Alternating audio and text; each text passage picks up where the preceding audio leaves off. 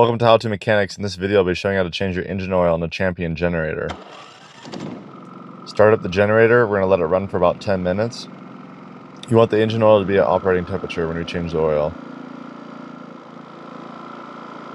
Shut off the generator.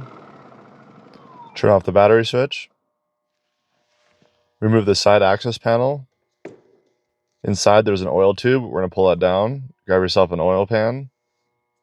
Remove the cap and we're going to drain the oil. If possible, I have to tip the generator over so I can get all the oil out of the engine. After the oil is done draining, we're going to put the cap back on. And then we're going to tuck the drain tube back in the engine bay. Remove the engine dipstick. Install a funnel. Add a half a quart of 5W30 full synthetic engine oil. Reinstall the dipstick. We're going to check the engine oil level. And right now we're at the very top of the dipstick, so we are perfect. Reinstall the side cover. And with that, you're ready to go. Thanks for watching How2Mechanics. We'll see you guys next time.